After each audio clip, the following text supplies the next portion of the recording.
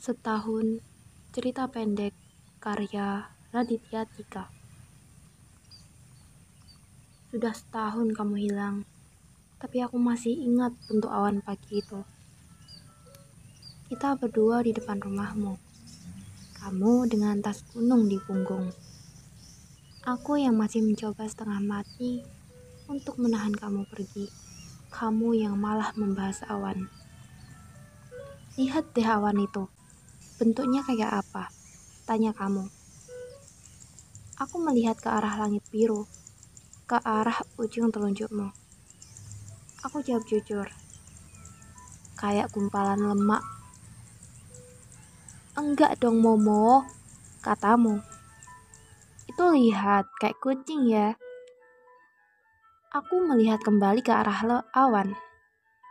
Lalu aku bilang, iya, kalau kucingnya terjepit di antara gumpalan lemak. Ada apa sih dengan kamu dan lemak? Tanya kamu kesal. Udah ya, ceweknya mau pergi naik gunung dulu. Harus banget, tanyaku. Aku kan udah bilang dari minggu yang lalu. Dia tersenyum. Jangan kangen-kangen amat ya. Seandainya aku tahu, setelah ini aku tidak akan pernah mendengar suaramu lagi. Sudah setahun kamu hilang, tapi aku masih menyalahkan diriku. Kenapa aku tidak ikutan naik gunung? Cowok macam apa yang tidak menemani ceweknya mendaki? Cowok macam apa aku? Mungkin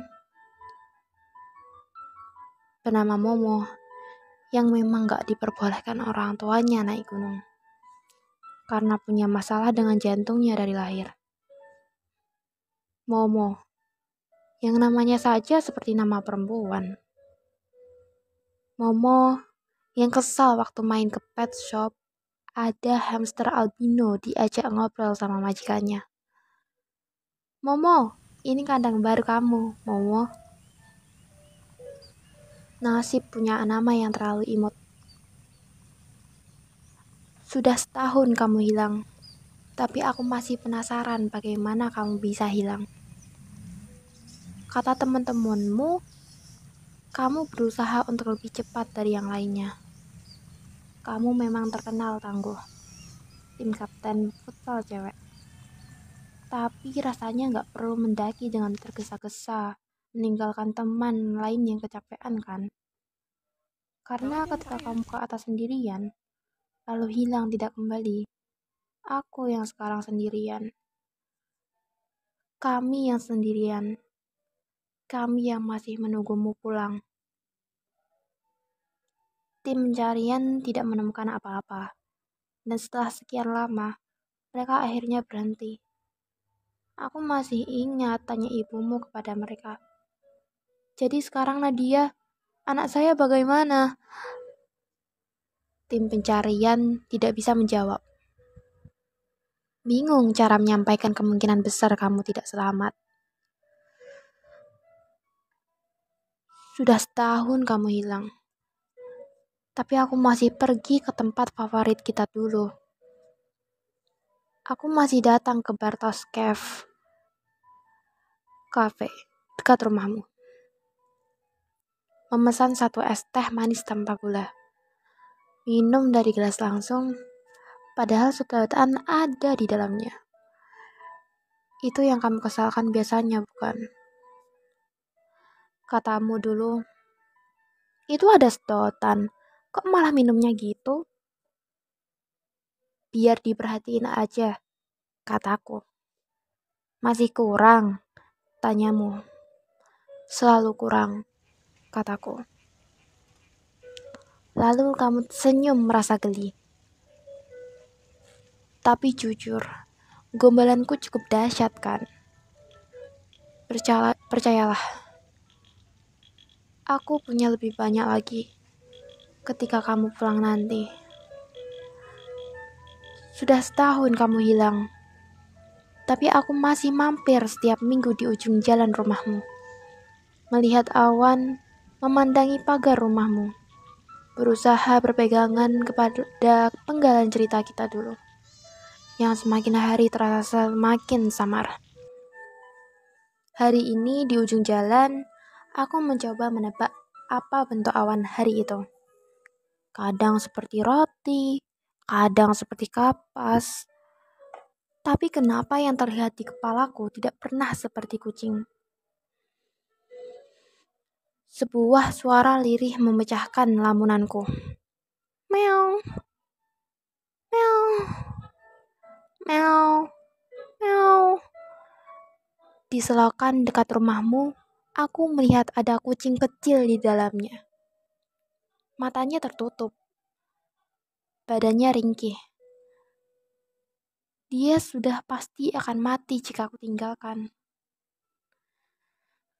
Kucing, kamu kenapa? Kataku kepada kucing itu. Aku juga tidak tahu kenapa aku bertanya dengan bahasa Indonesia ke kucing itu. Jika kucing ini bisa menjawab, gak apa-apa cuy. Pasti aku langsung bikin channel YouTube sendiri. Minta kucing ajaib ini ngevlog. Si kucing ringkih gemetaran, mencoba berjalan, seperti agar-agar di tengah siang hari bolak. Dia lalu tergeletak, lemah. Aku membawanya pulang, membungkusnya dengan baju ganti. Ya, baju ganti di dalam tas. Aku bilang kepada kucing itu, mulai hari ini nama kamu Awan. Jujur, aku gak suka kucing. Menurutku, mereka makhluk egois yang terlihat sombong. Kata orang lucu, tapi menurutku pandanganku, mereka terlalu dingin. Seolah ada hal jahat yang mereka rencanakan setiap hari. Seolah mereka merasa lebih baik dari manusia. Tapi aku belajar menyayangi Awan. Karena aku yakin ada yang mengatur pertemuan kami hari itu. Pelan-pelan, aku belajar soal kucing. Awan suka mendengkur keras ketika dielus. Awalnya aku bingung, sampai harus bertanya kepada teman yang memelihara kucing. Ini kucing gue kok menggeram keras banget? Dia mau membunuh gue apa gimana ya? Enggak, kata temanku. Kucing kalau mendengkur artinya dia sayang. Cara yang aneh untuk menunjukkan rasa sayang, kataku. Lah, kalau ada kucing yang tiba-tiba bisa cium pipi pasti lebih aneh lagi kan? Kata temanku. Sudah setahun kamu hilang, tapi aku masih suka membaca histori chat kita di handphone. Awan duduk di bangkuan, sambil melihat baris demi baris chat kita saling berbalas. Malam itu, aku sedang membaca chatmu kepadaku. Tentang kamu mengingatkan agar aku jangan sering-sering makan mie instan malam-malam yang aku balas, oke. Terus kamu nanya, oke doang. Lalu aku teruskan, oke sayang. Dan kamu balas, bagus. Lalu aku balas, bagus doang. Dan kamu jawab, bagus sayang. Betapa hal-hal remeh seperti ini bisa membuatku rindu sampai susah tidur. Awan jadi teman terbaik buat aku menjalani hari tanpa kamu. Paling tidak, di kantor ada kegiatan tambahan. Di dalam kubikel kecilku itu, di tengah-tengah jam gabut, aku bisa Google cara merawat kucing, atau 10 tanda kucing mau kawin, atau apakah kucing hendak menguasai dunia? Teman kantorku melihat ini dengan positif. Bagus deh, lo jadi pelihara kucing, kata dia. Biar lo gak galau melulu, biar lo cepat gemuk lagi. Memang, patah hati adalah diet yang terbaik. Tidak semua teman kantorku seperti ini. Ada juga yang seenaknya bilang, lo kenapa sih? Udah setahun masih nggarap dia aja. Gak mau cari cewek lain. Biasanya aku hanya membalas singkat. Enggak. Dia malah bilang, udahlah, anggap aja diputusin. Aku tidak menjawab. Seandainya dia tahu, ini tidak seperti diputusin. Ini jauh lebih sakit. Kalau diputusin, ditinggalkan, diselingkuhi, kita tahu orang itu tidak akan balik. Tapi kalau orangnya hilang, kita bisa apa? Ada dilema antara menunggu atau berhenti berharap. Antara maju kembali atau diam di tempat. Kadang ada sih harapan kamu tiba-tiba datang mengetuk pintu di suatu sore dan bilang ini semua hanya prank. Keterlaluan sih kalau begitu. Prank yang sangat niat tapi tetap keterlaluan. Ada juga saudara jauh datang ke aku dan bilang, Momo, gue tahu kok rasanya kayak gimana. Lagi-lagi aku diam dan tidak tahu rasanya gimana. Dia tidak tahu rasanya gimana. Orang bisa menunjukkan empatinya, tapi tidak ada yang tahu rasanya. Aku saja masih merasa kehilangan kamu suatu yang asin. Sesuatu yang aku tidak siap untuk rasakan. Bagaimana orang bisa merasa paham? Suatu sore, awan sakit. Dia terlihat lesu, lebih malas dari biasanya. Dia gak mau main, bahkan mainan favoritnya, yaitu kaos kaki bekasku yang sering dia gigit-gigit juga tidak dia gubris. Aku sempat berpikir, jangan-jangan bau kakiku yang membuat dia sakit seperti ini. Tapi sepertinya problemnya jauh lebih parah dari itu. Takut awan kenapa-kenapa, aku bawa dia ke dokter.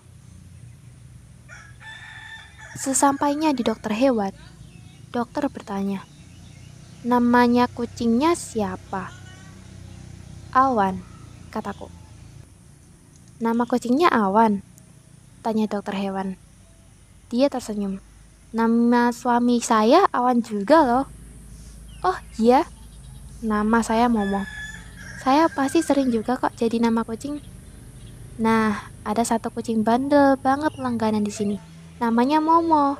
Kalau mau divaksin, harus dibantu semua orang di sini.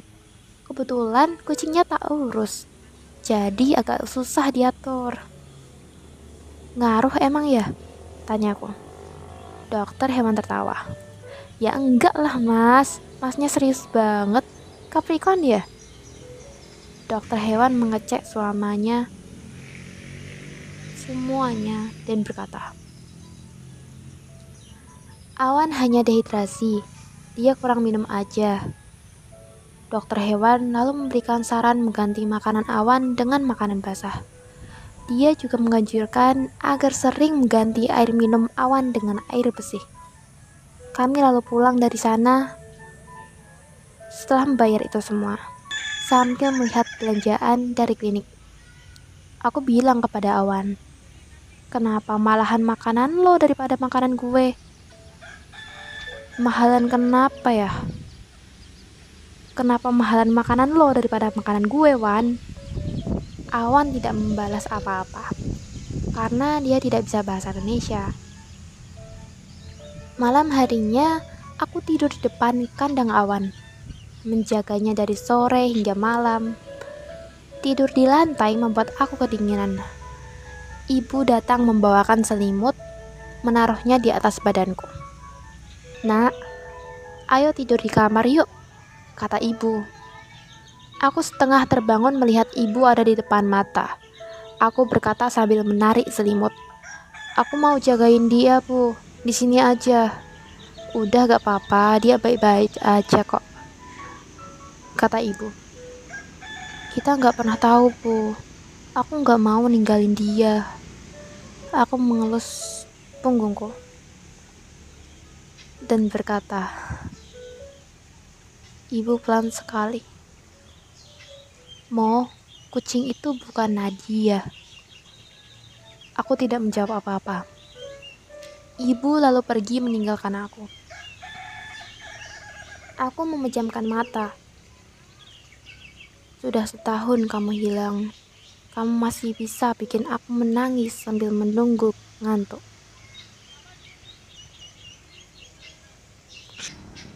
Seminggu kemudian, awan sudah sembuh seperti sedia kala. Seminggu kemudian, seperti biasa, aku ada di depan jalan rumahmu. Tidak seperti biasanya, ibumu muncul dari dalam rumah. Dia melihat aku dari jauh. Aku buru-buru membalikan badan, hendak pergi dari sana. Terlambat, ibumu memanggil namaku. "Momo," katanya, "jangan pergi." Aku memutar kembali badanku, berjalan ke arah rumahmu. "Ya, Tante." Aku sudah lama sekali tidak bicara dengannya.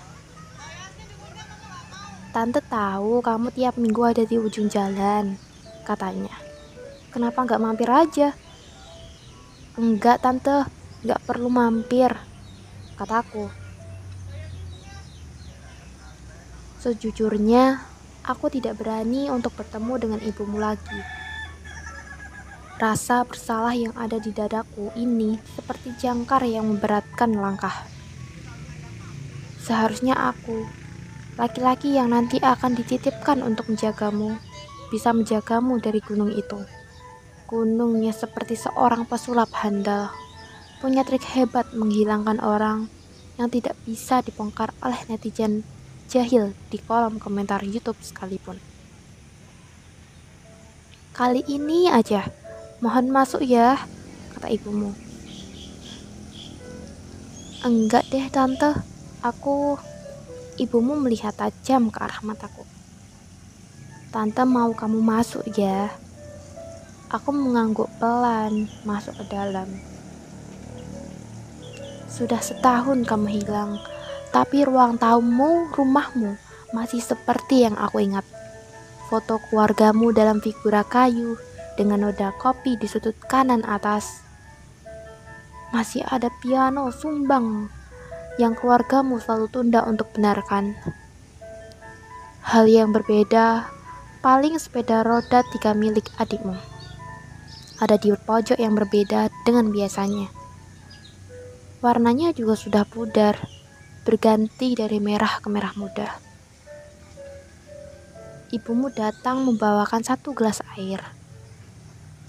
Bunyi jam mengiringi kesunyian yang kami bagi. Kami saling menunggu siapa yang akan memecahkan keheningan ini terlebih dahulu. Pada akhirnya, ibumu yang memulai. "Kamu baik-baik saja?" "Baik, semua baik," kataku. "Masa?" tanya ibumu. "Iya," kataku. "Tante masih suka ngobrol sama mama kamu loh. Teleponan," kata ibumu. Hening. Suara jam kembali mengisi kesunyian. "Kami semua kangen sama Nadia," kata ibumu. "Kangen banget." Ibumu berusaha setengah mati untuk tidak menangis.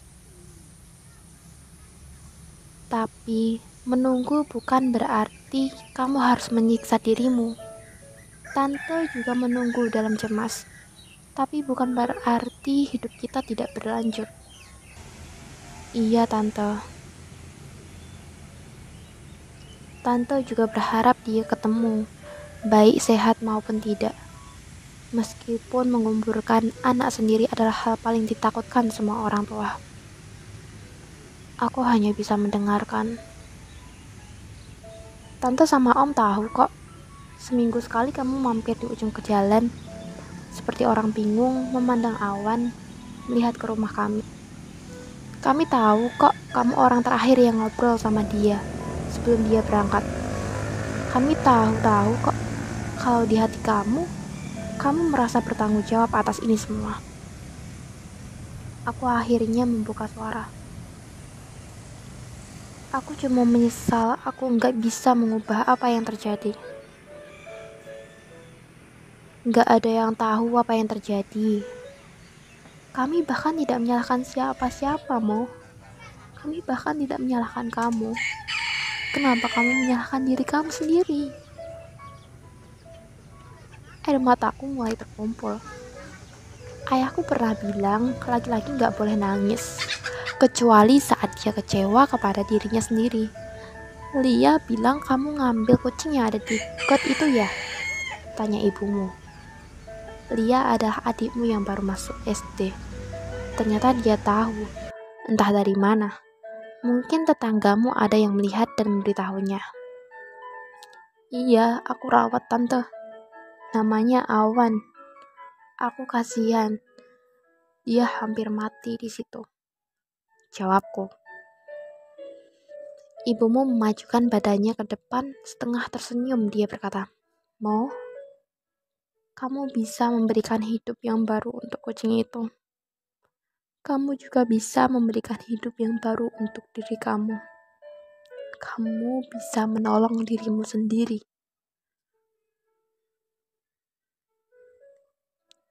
Sudah setahun kamu hilang.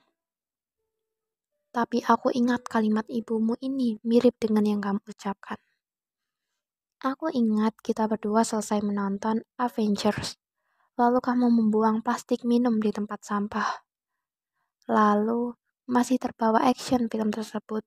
Aku berkata kepadamu, kapanpun kamu dalam bahaya, aku pasti tolongin kamu.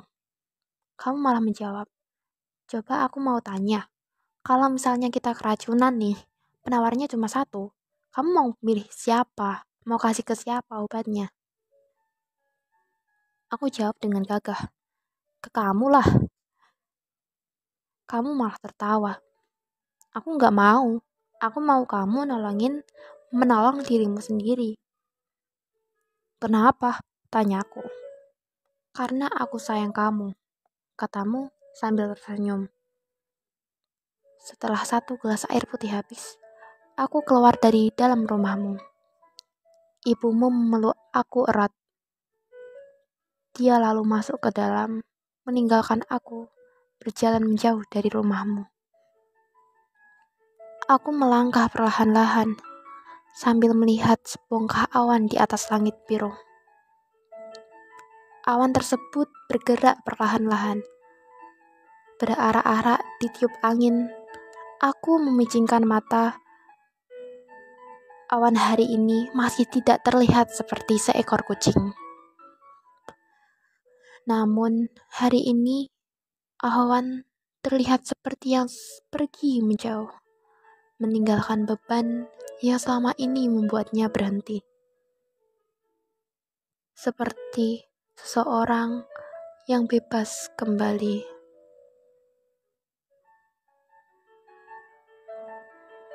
Karangan Raditya Dika, cerita pendek setahun.